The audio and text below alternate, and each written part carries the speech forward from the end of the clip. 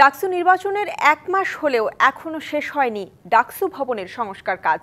নির্বাচিত প্রতিনিধিরা বেশিরভাগই এখনও পাননি বসার জায়গা।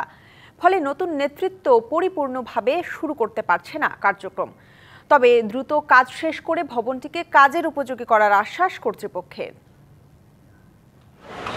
ডাকসু ভবনের দেয়ালে এখনও করা হচ্ছে রং, বসানো হচ্ছে টেবিল চেয়ার, একপাশে রাখা নতুন কেনা এসি, সব মিলিয়ে এখনও ব্যস্ত সময় কাটাচ্ছেন শ্রমিকরা। ঢাকা বিশ্ববিদ্যালয় কেন্দ্রীয় ছাত্র সংসদ ডাকসু ভবনের সংস্কার কাজ ছিল সময়ের দাবি।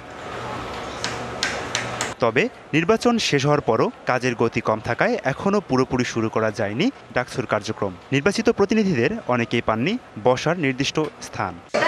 শেষ, আমি অলরেডি 2-1টা প্রোগ্রাম করে ফেলেছি নিজের উদ্যোগে।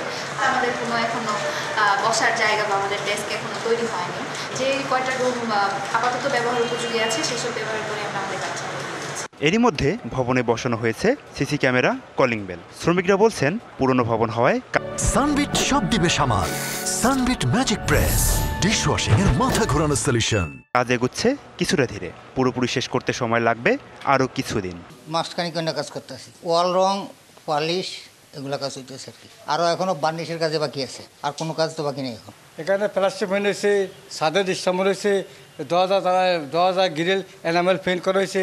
এখন আমরা পুলিশ করতে আছি, আরও 1 সপ্তাহের মতো কাজ লাগবে পুলিশের কাজে। বিশ্ববিদ্যালয়ের প্রকৌশল দপ্তরের কর্মকর্তা জানান, পুরনো ভবনের কাঠামো এবং নতুন পরিকল্পনার কারণে সময় বেশি লাগছে, তবে দ্রুতই সব কাজ শেষ হবে। ভবন যদি প্লাস্টার করি, প্লাস্টার করার পরে এটা শুকাতে, রং করতে একটু সময় লাগে এবং কাজগুলো অলমোস্ট কমপ্লিট হয়ে গেছে। অল্প কিছু কাজ বাকি আছে, সেগুলো অতি সত্বরই শেষ হয়ে যাবে। 6 বছর পর ডাকসু নির্বাচন হলেও ভবনের সংস্কার শেষ না হয় এখনও আটকে আছে গুরুত্বপূর্ণ কিছু সিদ্ধান্ত ও কার্যক্রম। শিক্ষার্থীদের প্রত্যাশা, সংস্কার কাজ দ্রুত শেষ করে নতুন নেতৃত্বকে দেয়া হবে কার্যকরভাবে কাজের সুযোগ। মৃত্যুঞ্জয় সরকার পিয়াল, ডিবিসি নিউজ, ঢাকা।